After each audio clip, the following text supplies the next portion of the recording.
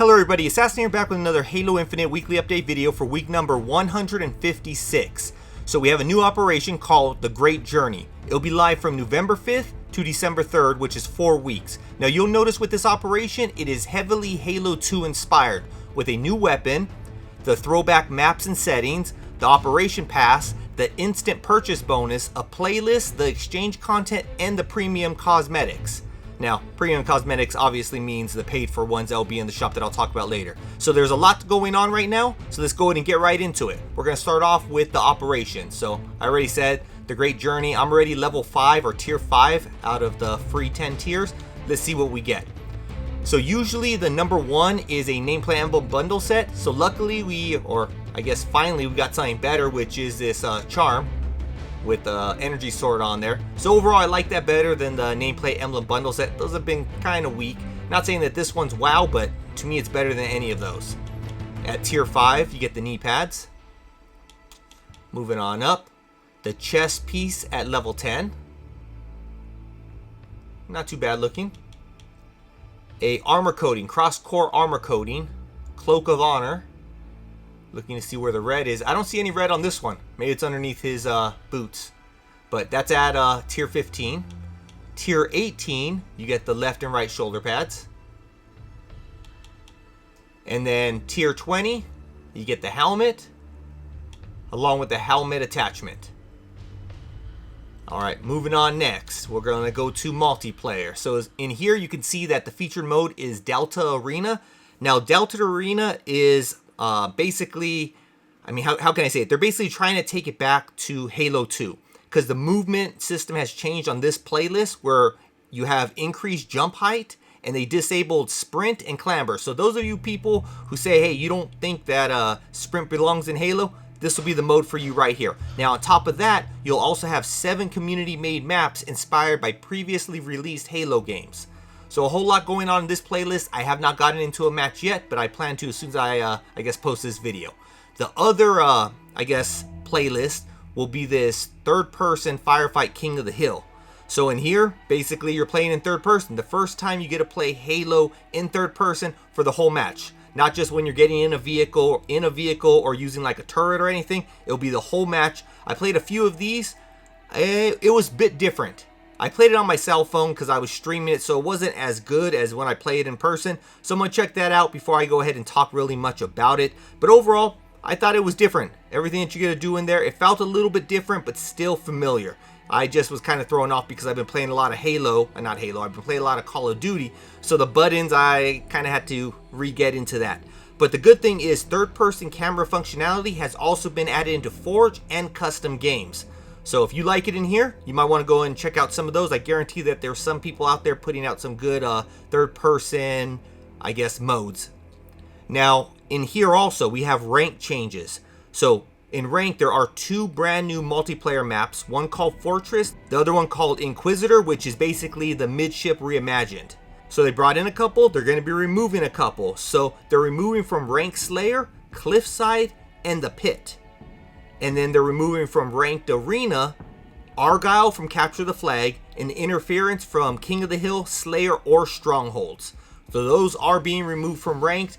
I guess they're going to be changing it up. So HCS Year 4 is going to be a little bit different right there.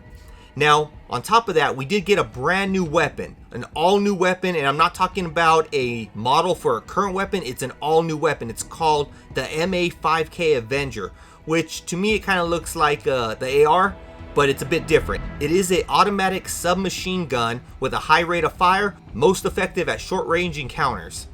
Now what sucks is this weapon is not available in drills to practice with, and it's also not available on the weapon bench, which means no customization at this time. But the community manager did say on Twitter that it will be in a future update, but that update is not close. So I'm not thinking it's going to happen in what I call Season 9. Now with that out of the way, let's go ahead and move over to the shop. So here in the shop, we got quite a few new ones. Obviously, you got the Big Baller Bundle, which contains these 3 right here. And looks like a bunch of repeats after that. So I'm not going over the repeats. I'm going to go ahead and go over each one of these. So in here, you get the helmet, the knee pads, cross-core coating, helmet attachment, which kind of looks like the Xbox 360 wireless headset. So Master Chief's finally getting that. Then you got the shoulder pads. You got a stance. I think it's been a while since I've seen a stance inside one of these. But that kind of looks familiar. I don't know. Is that one that's already been released and they just threw it in here? They changed it up a little bit because I believe I've seen that one before. You also got a chest attachment. And a utility. So most of it is for the Mark 7. Obviously, cross-core items like the helmet are for anything. Or any core. Moving on to the next. Arbitration. Obviously, it makes you look sort of like the Arbiter. So you got the helmet. Along with the helmet attachment. Not feeling it. You got the left and right shoulder pads. The chest attachment. Guess chest and back attachment. Wraps all the way around. The utility. Got the knee pads. Some tiny knee pads right there. You got the coating, cross-core coating. Actually, this one looks pretty cool. Has that like honeycomb shape on it. I like that. And then you get the armor effect. Again, very cool. This looks more Forerunner looking. In my opinion, it looks more Forerunner looking, which looks cool. But again, I'm not paying 1,800 credits for basically a coating and the armor effect. Again, I'll pass. And then the last bundle, Rocket Reclaimer. And so you get the Master Chief Mark 6 right here. Not bad looking overall. Just trying to really check it out. I mean, it looks cool. But I would have to really compare it with other ones that I have, because, I don't know, I look at it and it's like, don't I already have this one? But you got this kit right here. Obviously, it's for your Mark 7. You get the coating. You get a Spanker model. Which, again, I'm looking at it, and I'd have to have the other one side by side, because it sort of looks like the original, other than the tips. Where the rockets come out, they look a little bit plain. And then you get the weapon coating, cross-core, for all 9 of your weapons. Might be 10 once that new weapon, the Avenger, is actually released so that you can go ahead and customize it. I'm pretty sure anything that you have for your AR will probably transfer, any coatings will probably transfer directly to that one. Alright, and then after that, yeah, that's pretty much all. Obviously, you want the big baller bundle that contains it all. You just have to pay 3,900 credits. For me, that's 39 bucks. I will pass. But let's move on to the exchange. For those of you who have currency for the exchange, let's see what's new. Obviously, that's all I'm going over is the new one. I did get the Ghost of Reach. I did hit 75,000 credits, so I ended up purchasing that. But let's see what I have now to purchase. So War Hero for 10,000 credits. A utility for 9,000 credits. What else is new?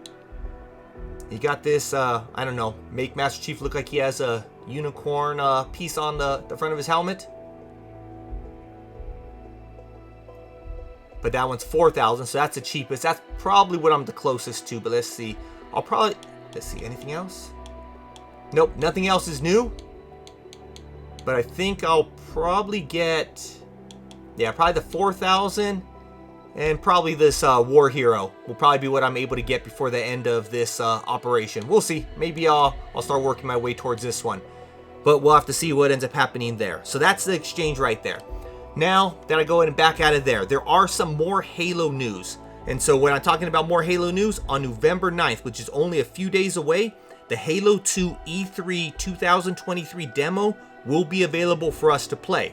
But it looks like it will only be available through MCC on Steam, which means you have to have MCC on Steam. You have to be a PC player, obviously, or Steam Deck, anything like that, and you'll be able to actually check it out. I don't think that they're bringing it to the Xbox consoles. That kind of sucks. I would like to see it on Xbox consoles because that's preferably what I play on, but we'll have to wait and see if that ends up happening. Now, other news will be the next operations. The next one after this one will be called Snowbound, which releases on December 3rd. And then Brute Force is releasing on January 7th. These pics on screen were courtesy of Grunt API's Twitter account. He went ahead and posted those. And then one more thing that I want to talk about is a Twitch drop. It will be for MCC. So we just got done talking about that demo that will be available on MCC. Well, Extreme Breaker 1 will be doing a max rank Halo MCC stream where if you watch 2 hours, you'll earn yourself the MCC Spartan 1337 nameplate. Now this stream is tomorrow, November 6th, starting at 2 p.m. Pacific Standard Time. So make sure to check it out if you want that nameplate. But that's going to be it in the world of Halo this week. Hopefully you found it informative. If you did, make sure to hit that like button on your way out. But until next time, Assassinator out.